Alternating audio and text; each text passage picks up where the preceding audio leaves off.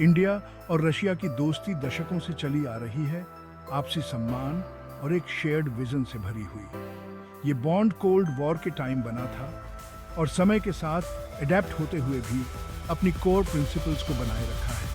इस पार्टनरशिप की जड़ें इंडियन इंडिपेंडेंस के शुरुआती दिनों तक जाती हैं। शुरू से ही शेयर्ड इंटरेस्ट की पहचान और एक मजबूत रिश्ता बनाने की कमिटमेंट थी। इस दोस्ती की नींव कई की पिलर्स पर टिकी है।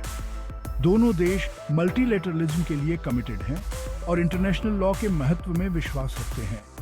वे एक reformed United nation security council की वकालत करते हैं। दोनों देश गुटनिरपेक्षता के चैंपियन हैं और ब्लॉक पॉलिटिक्स का विरोध करते हैं। एक मल्टीपोलर वर्ल्ड के लिए शेयर्ड कमिटमेंट ने उनके बॉन्ड को और मजबूत किया है। इकोनॉमिक कोऑपरेशन हमेशा से ही इंडो रशियन रिलेशनशिप का एक क्रूशियल एलिमेंट रहा है।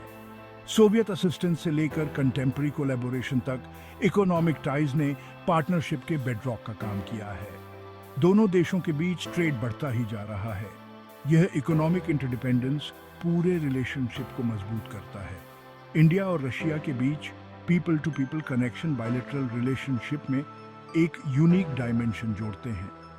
कल्चरल एक्सचेंज और एजुकेशनल पार्टनरशिप ने दोनों सोसाइटीज के बीच गहरी समझ को बढ़ावा दिया है।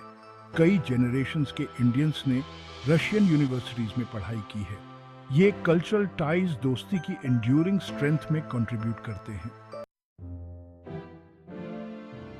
1950 का दशक इंडो रशियन रिलेशंस के डेवलपमेंट में एक क्रूशियल पीरियड था। इंडिया की आजादी के बाद नए बने देश ने तेजी से इंडस्ट्रियलाइजेशन और इकोनॉमिक डेवलपमेंट की राह पकड़ी।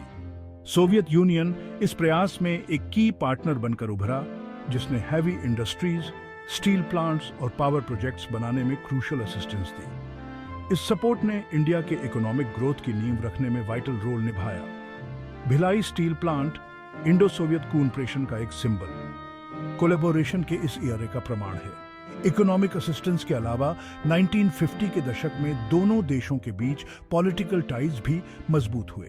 इंडिया का non aligned stance Soviet union की एक मल्टीपोलर वर्ल्ड की इच्छा के साथ रेसोनेट हुआ। दोनों देशों ने कॉलोनियलिज्म और इंपीरियलिज्म के विरोध में कॉमन ग्राउंड पाया। एक मोर जस्ट इंटरनेशनल ऑर्डर के लिए इस शेयर्ड विजन ने उनकी बढ़ती पार्टनरशिप को और मजबूत किया। दोनों देशों के लीडर्स के बीच हाई लेवल विजिट ज्यादा फ्रीक्वेंट हो गए, जिससे पॉलिटिकल बॉन्ड मजबूत हुआ। 1971 में Indo Soviet treaty on off friendship and cooperation का साइन होना रिलेशनशिप में एक वाटरशेड मोमेंट था। इस ट्रीटी ने दोनों देशों के बीच स्ट्रेटेजिक पार्टनरशिप को फॉर्मलाइज किया और विभिन्न फील्ड्स में एनहांस्ड कोऑपरेशन के लिए एक फ्रेमवर्क प्रदान किया। इसने इंडिया और सोवियत यूनियन के बीच ट्रस्ट और आपसी समझ को और गहरा करने का भी संकेत दिया। ट्रीटी रीजन और उसके बाहर उनके स्ट्रेटेजिक इंटरेस्ट के बढ़ते कन्वर्जेंस को रिफ्लेक्ट करती है। इस पीरियड के दौरान कल्चरल एक्सचेंज और एजुकेशनल पार्टनरशिप फली फूली। इंडियन स्टूडेंट्स बढ़ती संख्या में सोवियत यूनिवर्सिटीज में पढ़ने लगे, विभिन्न फील्ड्स में एक्सपर्टीज हासिल की। रशियन लिटरेचर, म्यूजिक और सिनेमा को इंडिया में एक रिसेप्टिव ऑडियंस मिला, जिससे दोनों कल्चर्स के बीच गहरी समझ बढ़ी। इन पीपल टू पीपल कनेक्शन ने बढ़ती पार्टनरशिप में एक और लेयर जोड़ दी और रिलेशनशिप की एंड्यूरिंग स्ट्रेंथ में कंट्रीब्यूट किया।